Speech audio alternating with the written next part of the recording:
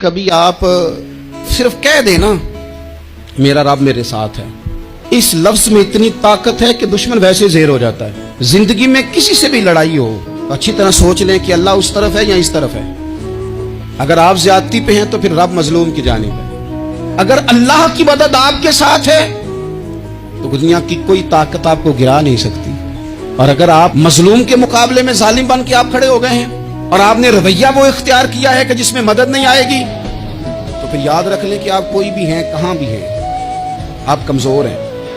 طاقتور تھے ابتدائے اسلام میں، ظاہری طاقت تھی کفار مکہ کے پاس، وہ ڈنڈوں سے مارتے تھے غریبوں کو، ان کے ہاتھوں میں ڈنڈے تھے، پر خدائی طاقت ان مظلوموں کے ساتھ تھی۔ صاحب زرقانی نے لکھا ہے، حضرت زنیرہ رضی اللہ تعالیٰ ایک لونڈی ہے، غریب ہے، ماڑے دا کی کام محمد ناس جانا یا رونا، غریب سادی بی بی اور لونڈی کنیزہ، ایک مشرک کی کنیزہ، تینوں نے کلمہ پڑھ لیا۔ وہ ڈنڈوں سے مارتا، دروں سے مارتا، تکلیف دیتا۔ حضرت زنیرہ رضی اللہ تعالیٰ عنہ کو اتنا مارا، اتنا مارا۔ اب آپ ایک اور پہلو پر بھی غور کریں، مار بھی پڑ رہی ہے پر خدا ادھر ہی ہے، اللہ کی مدد ادھر ہی ہے۔ رب کہتا ہے کہ پہلے تو صبر کرنا، ان اللہ مع الصابرین، تو صبر کرے گا تو پھر رب کی معیت ملے گی، ذرا ٹھہرنا، تو تھوڑا ڈٹنا۔ ان الذین قالوا ربنا اللہ ثم استقاموا تتنزل علیہم الملائکہ، تو کہے اللہ میرا رب ہے، پھر تو پہلے ڈٹ، پہلے تو نے ڈٹنا ہے۔ ثم استقاموا، جو ڈٹ گیا، تتنزل علیہم الملائکہ، ڈٹنے والے کے لیے مدد آتی، پہلے تھوڑا ٹھہرنا پڑتا ہے، پہلے تھوڑا صبر کرنا پڑتا ہے، حوصلہ کرنا پڑتا ہے، اس کے بعد مدد آتی۔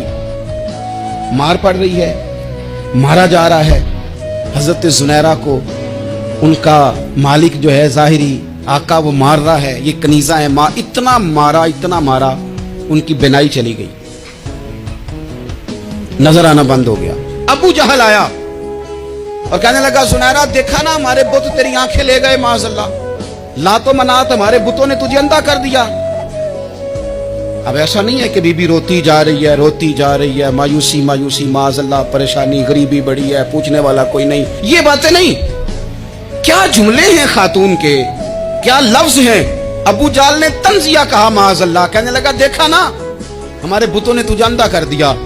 تو جناب زنیرہ آنکھوں کی بینائی گئی ہے، رات کو گئی ہے، دکھ ابھی تازہ ہے، لیکن اللہ پہ جو توکل ہے، اپنے مالک سے جو رشتہ ہے وہ اتنا مضبوط ہے، اتنا طاقتور ہے، اس میں اتنی گہرائی ہے کہ حضرت زنیرہ بول کے نا اتنی قوت سے بولی، اتنی طاقت سے بولی کہ پورے کفر پر لرزہ طاری ہو گیا۔ فرمانے لگی تمہارے بتوں کی کیا اوقات ہے کہ میری بینائی لے جائیں، یہ میری رب کی حکمت کا تقاضا ہے۔ جب تک اس نے چاہا زنیرہ دیکھتی رہی، اور جب اس نے چاہا زنیرہ کی آنکھوں کی بینائی چلی گئی، اور اگر وہ چاہے گا نا تو بینائی واپس بھی کر دے گا۔